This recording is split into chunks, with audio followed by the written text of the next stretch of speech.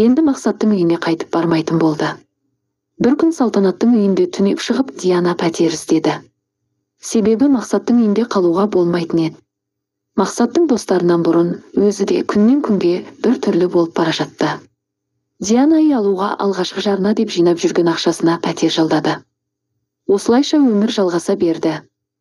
Өзіне ұнайтын жұмысы, жайлы да жылы, тыныш пәтер, достары. Демалыс күндері достарымен кездесіп кино көруге, мейрамханаға бар, кешкі ас ішуге баратын. Дианаға бұл өмірі ұнай бастады.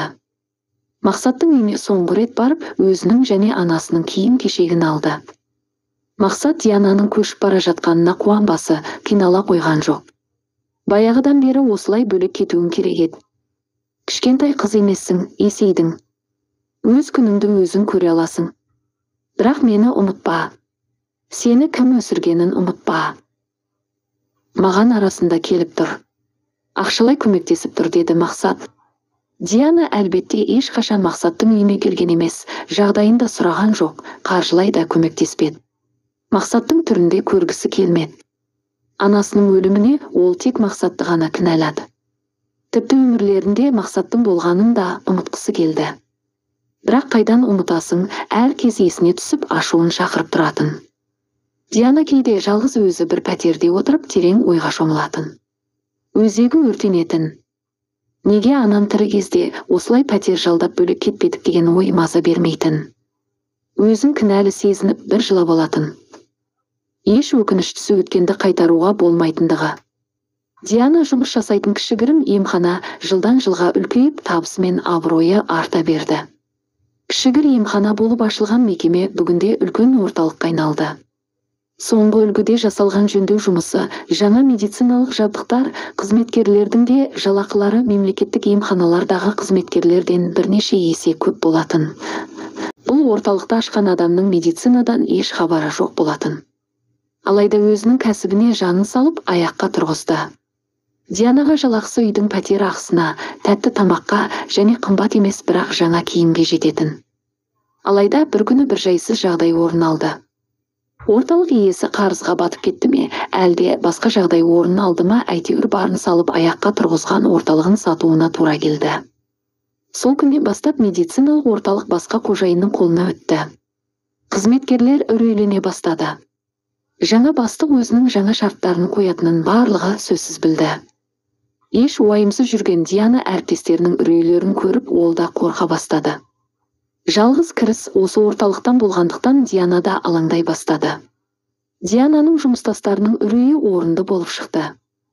Жаңа бастық келіп барлығын шет-шетінен жұмыстан шығара бастады. Диана жас, сұлу және жұмысын өте тиянақты жасайтын қызметкер болғанымен ол да қысқартуға ұшырады.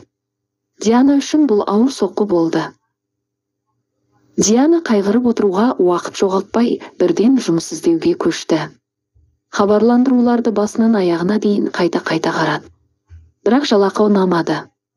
Мемлекеттік емханалардағы жалақы тіпті пәтер ақысына да жетпейтін. Осылайша Диана қинала бастады. Ақшасы да таусылып, шарасыз күйге түсті. Пәтер ақысын төлейтінде уақыт келіп жетті. Диана үй иесіне болған жағдайды айтып түсіндірді. Бақытына орай, пәтер иесінің түсінігі мол адам болып шығып, Дианаға 2 апта уақыт берді. 2 аптадан кейін Диана далада қалайын деп тұр еді. Диана бұл тарықтан жалғыз шыға алмайтынын сезді. Құрбысы Салтанатқа хабарласып, болған жағдайды баяндап берді. Салтанат Диананы бірден үйіне шақырды. Екеуі бірге газеттегі хабарландыруларды ақтара бастады.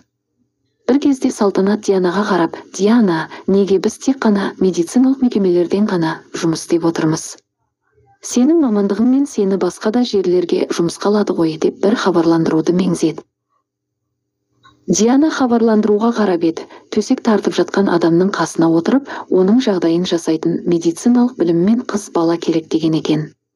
«Иә, шынымен де. Неге осы күнге дейін менің ойыма келмеген?» деп Диана құрбысының тапқырлығына таң қалды. Диана бірден қоңырау шалды. Қызмет беруші Диананы әңгімелесуге шақырды. Келесі күні Диана зәулім сарайдың ауласының алдында тұрды. Бұл үйде өте бай отбасы тұратыны бірден түсінікті болды. Қоршауда ақ жейде киген түрі сұлу орта жастағы бір әйел адам ашты. Диана үйге дейін алып барды. Үйге жеткенше Диана жан-жағына аузын ашып қарап таң қалды. Бұрын сонды бұндай үйді бақты тек кинолардан көретін қыз өз өмірінде көріп тұрғасын өзінің эмоциясын жасыра алмады. Бұндай үйде тұратындар мені жұмысқа алмайтын шығар деп ойлады. Мына жерге отырыңыз деп жұмсақ диванды меңзеді. Қазір басшылық келеді. Бір кезде жасы 50-ден асқан бір кісі баспалдақтан түсіп Дианаға қарай келе жатты. Жақын келіп амандасып қарсы орындыққа отырды. Менің есімі Руслан болады. Мен басқарушымын. Сіз өте жас екенсіз, мұндай жұмысты жасай аласыз ба? Деп бастады басқарушы. Мен медициналық орталықта бірнеше жыл жұмыс жасадым. Ол жерде мен өте ауыр жағдайда жатқан науқастарға күтім жасайтынмын деп Диана ағынан жарылды. Осылайша екеуінің арасында іскерлік сөйлесу болды. Диананың еңбек өтілім, мамандығы туралы барлығын сұрады.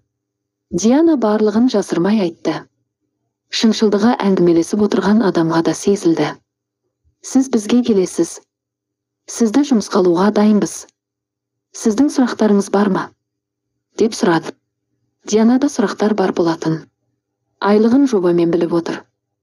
Хабарландырудан көрген. Бірақ Диана науқас туралы көбірек білгісі келді және көргісі де келген. Ерлан Қонысбайұлы науқас. Қаншама байланысы мен қаражаты болса да, оны толықтай емдеу мүмкін болмай отыр. Ол күнмен күнге солып бара жатыр. Оның қасына адам керек. Дәрі-дәрмектерін уақытында бері, көпшігін дұрыстап кітап оқып, серіктер әңгіме айтып беретін күтуші қажет. Сіз қарапайым және ашық қыз екенсіз, бізде дәл сіз сияқты адам іздегенбіз. Оның үстіне сіздің медициналық мамандығыңыз да бар екен. Тіптен керемет. Себебі кейде Ерлан Қонысбайұлына ине салу керек болады, жасай аласыз ба? Әрине, саламын. Деп бірден жауап берді. Содан кейін Диананы науқаспен таныстыруға алып барды. Ерлан Қонысбайұлы бір өзі бір бөлмеде жатты. Бөлмеден шамалы дәрі-дәрмектің иісі шығып тұрса да, бөлмені желдетіп алғаны анық байқалды. Бөлме тап-таза, төсектер жақында ғана жаңартылған. Ауасы кең бөлмені қызметшілер күнде тазалайтыны көрініп тұр. Әдетте науқас жатқан бөлменің ауасы тар, ыстық, дәрі-дәрмектің иісі мүңкіп тұратын. Ерлан Қонысбайұлы, сізге жаңа күндізгі уақытта отыратын күтуші таптым. Саламатсыз ба? Деп Диана жылы амандасты. Ерлан Қонысбайұлы Дианаға жылы көзбен қарады. Тіпті бар күш-жігерін жинап күлімсіретті. Сәлем, сұлу қыз. Мен сіздің көп маңызды алмауға тырысамын. Диана таң қала жымиды. Себебі Диана бір мазасыз, қасы түйілген, кішкентай нәрсе үшін үлкен айқай шығаратын. Түрткіштей беретін жасы үлкен бір кісімен жұмыс жасаймын деп ойлаған екен. 3 бөлімнің соңы. Құрметті тыңдарман, келесі бөлімді жіберіп алмас үшін каналға тіркеліп, қоңырау белгісін баса кетіңіз. 4 бөлім жақын күндері шығатын болады. Біздің каналдың тыңдарманы болғаныңыз үшін алғыс білдіреміз.